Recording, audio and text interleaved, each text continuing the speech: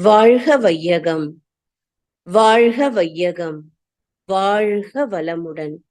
குரு வாழ்க, குருவே துணை. தியானமே யோகம், யோகமே ஞானம். தமிழ் ஆனந்த யோகம். வாழ்க வளமுடன். தமிழ் ஆனந்த யோகத்தின் இன்றைய சிறப்பு சிந்தனை துளி: உலக அறிவாளிகளே ஒன்று சேருங்கள்.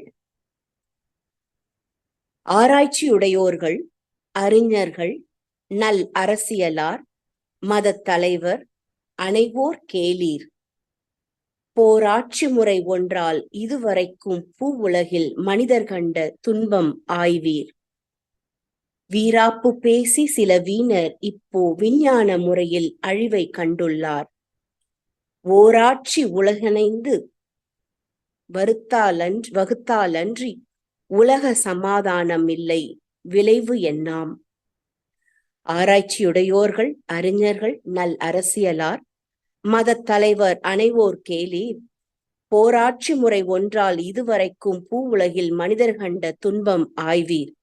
வீராப்பு பேசி சில வீணர் இப்போ விஞ்ஞான முறையில் அழிவை கண்டுள்ளார். ஓராட்சி உலகிணைந்து வகுத்தாலன்றி உலக சமாதானம் இல்லை, விளைவு என்னாம். அருட்தந்தை வேதாத்ரி மகரிஷி அவர்களுடைய கவிதை. ஆராய்ச்சியாளர்களே, அறிவாளிகளே, அரசியல் நிபுணர்களே, கட்சி தலைவர்களே, மதங்களின் தலைவர்களே, அனைவரும் கவனியுங்கள். பிறந்த நாட்டை பாதுகாக்கவும் பிற நாட்டை தாக்கவும் இராணுவத்தால் ஆட்சியின் பலப்படுத்திக் கொண்டு போர் என்ற அநாகரிகமான நம்பிக்கை முறையை கையாளுகின்ற அரசியல் முறையால் உலகின் பல நாடுகளில் மனிதர்கள் இதுவரை பட்ட துன்பங்களை எண்ணிப் பாருங்கள். பல நாடுகளில் மக்களும் உயிரினங்களும் பொருள்களும் அழிவுற்றதையும் நினைவு கூறுங்கள். ஆழ்ந்து ஆராய்ந்து பாருங்கள். பகை நாடுகள் நம்மை தாக்கிவிடுமே என்ற பயத்தினாலோ அறியாமையாலோ தங்களிடம் செல்வ பலம், ஆயுத பலம், படைபலம் இவைகள் அதிகமாக இருக்கின்றன என்ற தன்முனைப்பினாலோ அயல் நாடுகளை சமயம் கிடைத்தால் தாக்க, எதிர்க்க, விஞ்ஞான முறையில் அழித்துவிட அணுகுண்டு முதலான பயங்கர விளைவுகளை தரும் ஆயுதங்களை, மின்னணு கருவிகளை கண்டுபிடித்திருக்கிறார்கள். அறிவறிந்த மனித இனத்தின் வாழ்க்கை தத்துவம் அறிந்த அறிவாளிகள், இயற்கை தத்துவம் அறிந்த விஞ்ஞானிகள், உடல் இயக்கங்களை அறிந்த நிபுணர்களான மருத்துவர்கள், கூட்டு வாழ்க்கை தத்துவம் அறிந்த அரசியல் தலைவர்கள், மனித இன வாழ்விற்கு அவசியமான பொருள்களின் தேவை அளவு, உற்பத்தி முறை, சேமிப்பு, பங்கீடு என்ற இவைகளை பற்றி உணர்ந்திருக்கும் பொருளாதார நிபுணர்கள் அனைவரும் ஆங்காங்கு கூடி ஆலோசனை செய்து உலகம் முழுவதிலும் உள்ள மனிதர்கள் ஒரே ஆட்சியின் கீழ் அச்சமின்றி சுதந்திரமாக வாழும் முறை ஒன்றை ஏற்படுத்த வேண்டும். இத்தகைய ஆட்சியை ஏற்படுத்துவதில் தவறினாலும் தாமதித்தாலும் உலகில் யுத்தம் தோன்றியே தீரும். அப்படி தோன்றிவிட்டால் இன்றைய நிலையில் எந்த அளவில் கொடுமைகளை உலக மக்கள் அனுபவிக்க நேரிடும் என்பதை சிந்திக்க வேண்டும். மனிதன் என்ற முறையில் உலகில் உள்ள ஒவ்வொருவரும் இதை பற்றி சிந்தித்தே ஆக வேண்டும்.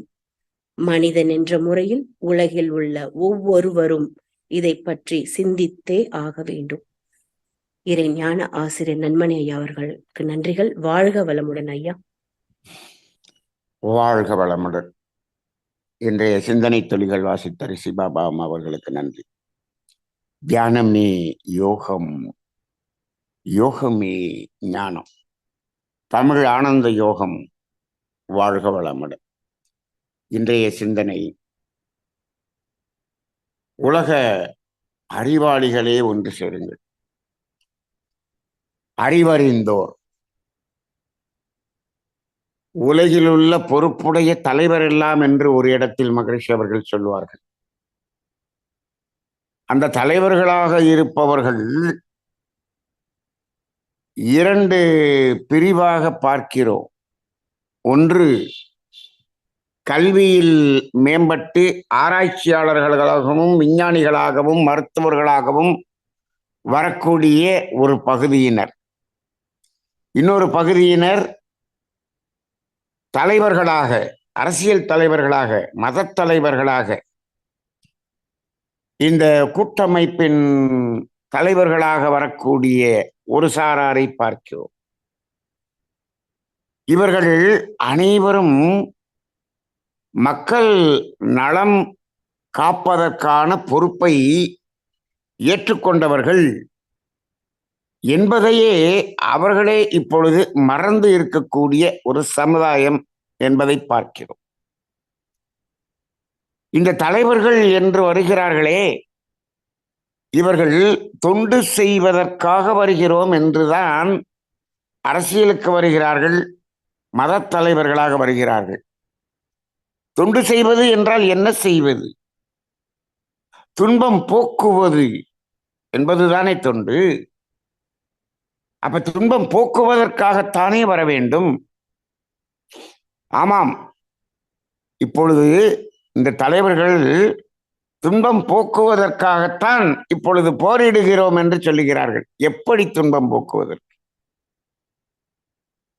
எங்களது மக்கள் துன்பம் போக வேண்டும் என்று சொன்னால் பிறருடைய அந்த நாட்டின் மீது போர் தொடுத்து எங்களது மக்களின் துன்பம் போக்க வேண்டும் என்ற அடிப்படையில் போர் புரிவதாக இருந்தது.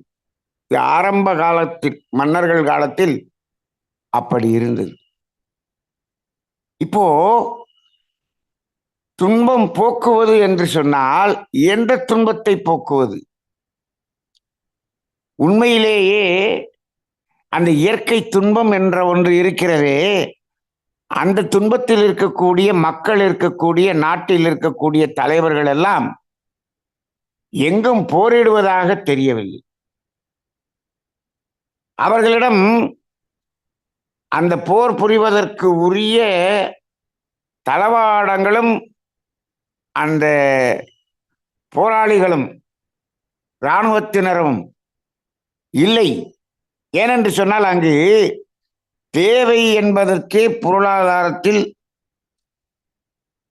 அவர்கள் துன்பப்பட்டு கொண்டிருக்கக்கூடிய பல நாடுகள் இருக்கிறது.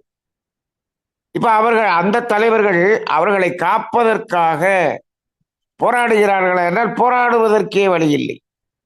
அப்படி என்றால் இப்பொழுது இந்த போர் புரிவதற்குரிய நாட்டினுடைய தலைவர்கள் எல்லாம் எதற்காக போர் புரிகிறார்கள் என்று பார்த்தால், தேவையை மீறி அனுபவிக்கக்கூடிய ஒரு வாழ்க்கையை இன்னும் இன்னும் அதீதமாக, ஆடம்பரமாக, ஆடம்பரத்துக்கும் ஆடம்பரமாக இப்படி வாழ வேண்டும் என்ற ஒரு ஆசையை வைத்திருக்கக்கூடிய அந்த மனிதர்கள், அவர்களுக்கு அந்த ஆசைக்கு பற்றவில்லை என்ற துன்பம், அந்த துன்பம் போவதற்காகத்தான் இந்த தலைவர்கள் போரிடுகிறார்கள்.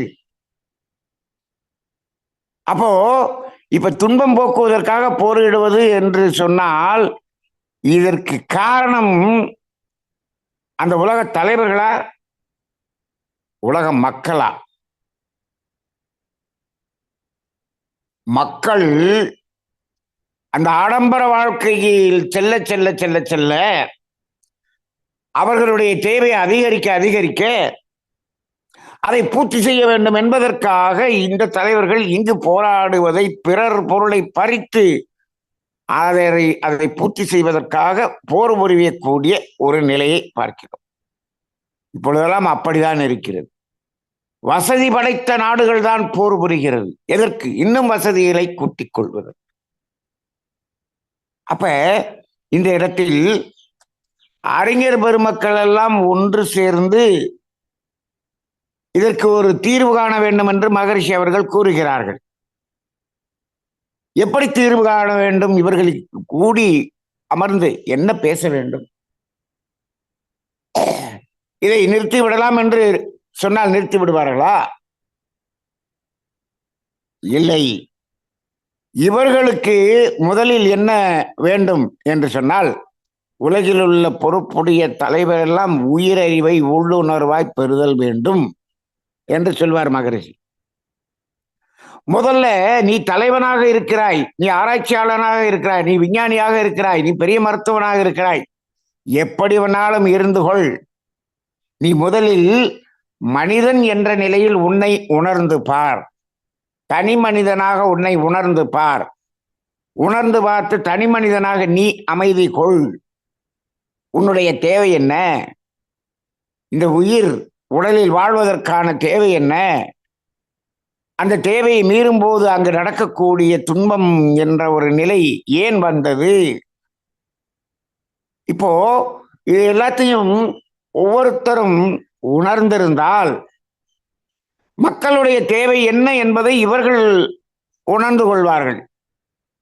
அப்ப இந்த தலைவர்கள் என்ன செய்ய வேண்டும்? மக்களுக்கு உங்களுடைய தேவை என்ன, நீங்கள் எப்படி வாழ்ந்து கொண்டிருக்கிறீர்கள், எங்கு வந்து துன்பத்திற்கான காரணத்தை நீங்கள் உருவாக்கி கொண்டிருக்கிறீர்கள் என்பதை அவர்களுக்கு சொல்லி அவர்களை மாற்றக்கூடிய சூழ்நிலையை உருவாக்கிவிட்டால் அங்கு தேவைக்கு மேல் பொருளாதாரம் இருப்பது உணரப்படும். அவ்வாறு தேவைக்கு மேல் பொருளாதாரம் இருக்கிறது என்று சொன்னால் எதற்காக பிற நாட்டின் மீது சண்டையிட வேண்டும்? இப்பொழுதெல்லாம் பிற நாட்டினுடைய வளத்தை எடுத்து எடுத்து எடுத்து அந்த நாட்டில் இருக்கக்கூடிய மக்கள் இயற்கை தேவைக்கு பசிக்கு உணவில்லாத அளவுக்கு செல்லும் வரை அந்த இயற்கை வளங்களை எல்லாம் எடுத்து சென்ற நாடுகள் தான் வல்லரசு நாடுகளாக இருக்கிறது. இங்கு இவர்கள் எல்லாம் தேவையை பூர்த்தி செய்ய முடியாமல் இருக்கிறார்கள். ஆனால் அந்த வல்லரசு நாடுகளில் இருக்கக்கூடிய மக்கள் அதீத ஆடம்பரமாக வாழ்கிறார்கள். இதில் என்ன ஒரு கேவலமாக சிந்திக்க வேண்டிய ஒரு நிலை என்று சொன்னால், இந்த வாழ்க்கை தத்துவம், வாழ்வின் தத்துவம், உயிர் தத்துவம், ஆன்மீகம் எல்லாம் வளர்ந்து செழித்த நாடு நமது நாடு. நமது நாட்டில் இருக்கக்கூடிய மக்கள் இப்பொழுது என்ன பார்க்கிறார்கள்? அந்த வல்லரசு நாடுகளில் மக்கள் வாழுகிற அந்த ஆடம்பர வாழ்க்கையை பார்க்கிறார்கள். பார்த்துவிட்டு அங்கு சென்றால்தான் நம்ம அந்த வாழ்க்கை வாழ முடியும் என்று இங்க இருக்கக்கூடிய தத்துவத்தை எல்லாம் ஒரு குழி தோண்டி உள்ளே போட்டு புதைத்து விட்டு அந்த ஆடம்பரத்துக்காக இங்கு சென்று அங்கு சென்று குடியேறி விட்டார்கள். நமது நாட்டில் இருந்த அதீதமான மக்கள் அங்கு போய் சேர்ந்து விட்டார். அப்ப சிந்தனை எங்கே போகிறது? ஆடம்பரத்தை நோக்கித்தான் போகிறது.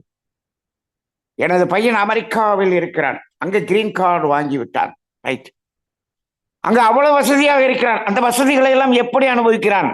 ஒவ்வொரு நாட்டினுடைய வளத்தையும் சுரண்டி அவர்களுக்கு தேவை என்ப இயற்கை தேவையே இல்லாத நிலைக்கு அந்த ஒரு சாரார் மனிதர்களை அழித்து விட்டு எனது குழந்தைகள் ஆடம்பரமாக வாழ்கிறார்கள். இதில் ஒரு பெருமை வேறு. அப்படி ஆகிவிட்டது. இப்போ சிந்தித்து பார்க்க வேண்டும். இந்த போரினால், இந்த போர் நடக்கும் பொழுது எவ்வளவு அழிவு என்பது இந்த பாடலில் மகரிஷி சொல்லி இருக்கிறார். இப்பொழுதெல்லாம் போர் நேரடியாக நடப்பது என்பது குறைவாக இருக்கிறது. அமைதியாக நடக்கிறது போர். எப்படி?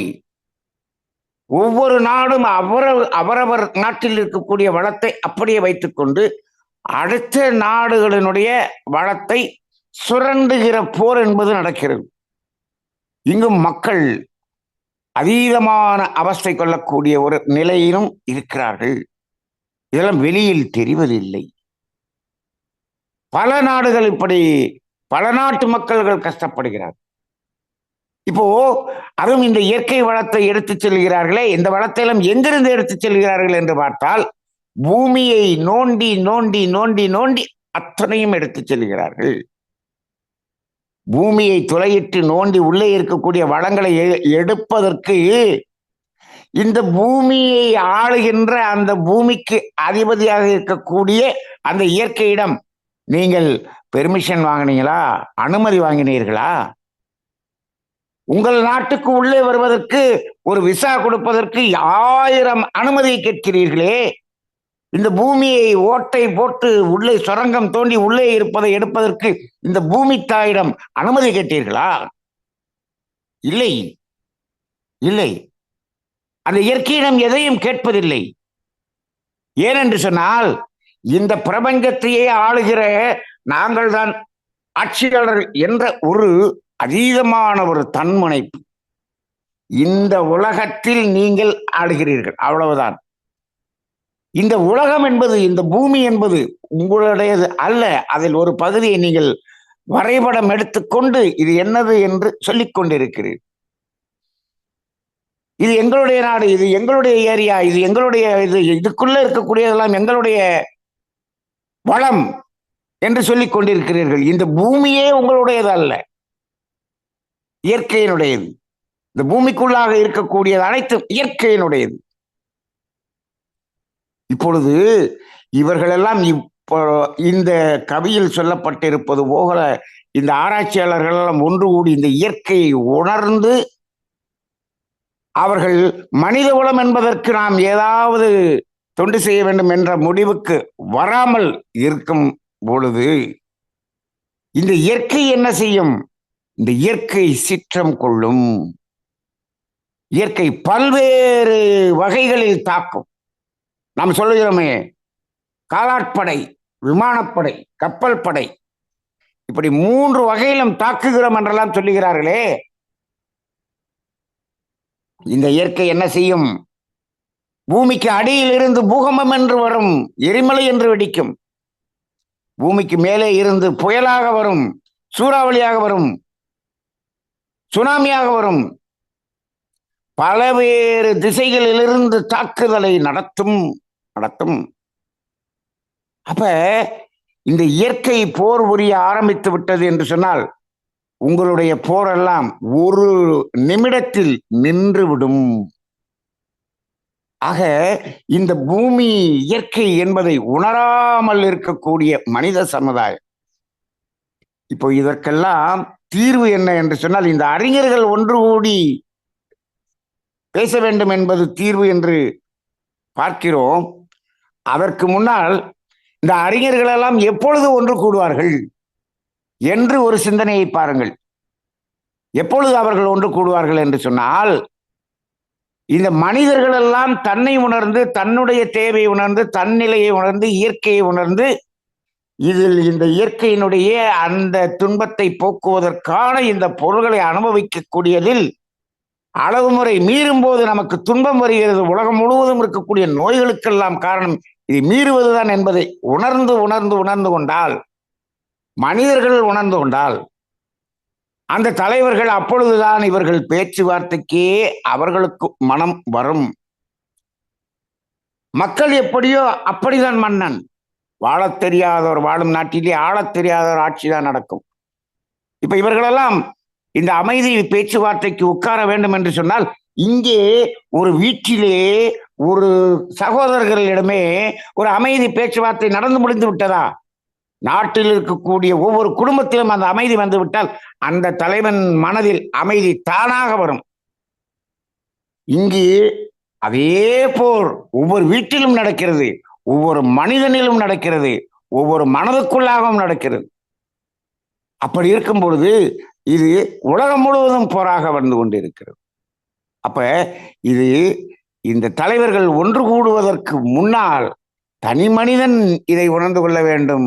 அதனாலதான் இது எல்லாத்தையும் எழுதின பிறகு மகரிஷி அந்த தலைவர்களுக்கு பயிற்சி கொடுக்கவில்லை, மக்களுக்குத்தான் பயிற்சி கொடுத்தார். தனி மனிதனிடமிருந்து தொடங்குங்கள் என்று சொன்னார். தனி மனிதர்கள் இங்கு மாறிவிட்டார்கள் என்று சொன்னால், மக்களுடைய எண்ணங்கள் எல்லாம் மாறிவிட்டது என்று சொன்னால், நிச்சயமாக அந்த தலைவர்களுடைய எண்ணம் மாற்றப்படும். அப்பொழுதுதான் இவர்களெல்லாம் ஒன்றாக சேர்ந்து பேசக்கூடிய ஒரு நிலை வரும். அதற்கு மூலம் என்பது தனி மனிதன் மாற வேண்டும் என்பதுதான் மூலம். ஏனென்று சொன்னால் அந்த தனி மனிதன் தானே தலைவனாகவும் இருக்கிறார்.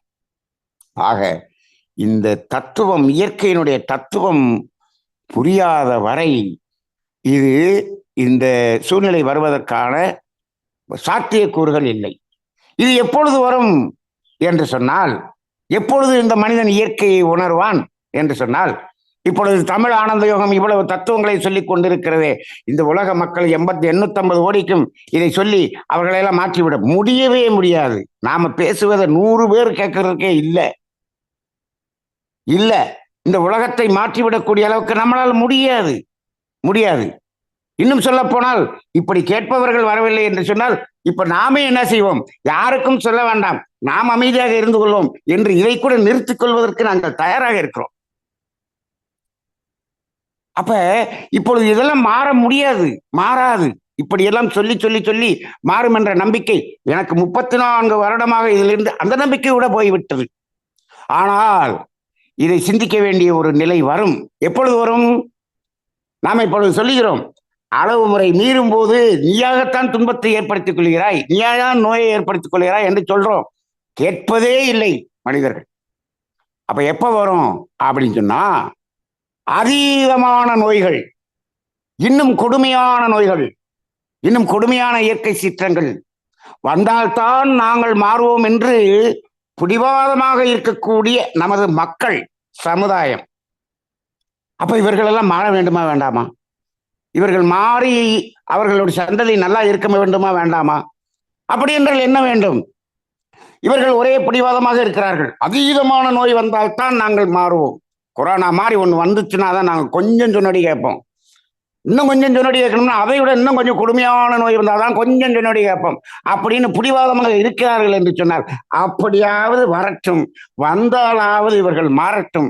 அடுத்த சந்ததிக்காக இவர்கள் இந்த துன்பத்தை, கஷ்டத்தை அனுபவித்த பிறகாவது மாற்றத்தை நோக்கி மலரட்டும் என்றுதான் நாம் நினைக்க வேண்டியிருக்கிறது. அது நாம் சொன்னாலும் சொல்லாவிட்டாலும் அந்த இயற்கை முடிவெடுத்து விட்டால் அது வந்தே தீரும். இது வருவதற்கு முன் நம்மை காத்துக்கொள்வதற்காகத்தான் இப்பொழுது நாம பேசிக் கொண்டிருக்கிறோம். இப்பொழுது தமிழ் ஆனந்த யோகத்திலே நீங்கள் பயணித்துக் கொண்டிருக்கக்கூடிய அன்பர்களே, நாம் இந்த தத்துவத்தை தெரிந்து கொண்டு நம்மை மாற்றிக்கொள்ள எந்த அளவுக்கு மாற்றிக்கொள்கிறோமோ, நமது சந்ததிக்கு அந்த துன்பத்திலிருந்து விலகி இருக்கக்கூடிய ஒரு வாய்ப்பு கிடைக்கும். அதற்காகத்தான் இப்பொழுது பேசிக்கொண்டிருக்கிறோம்.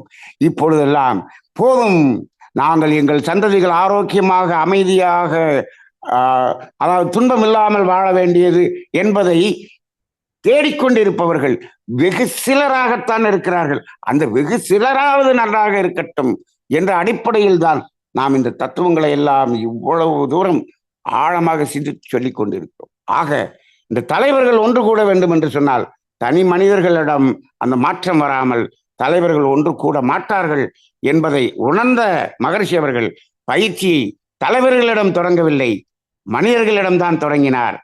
அங்கிருந்துதான் அது போக வேண்டும், இது விரிய வேண்டும்.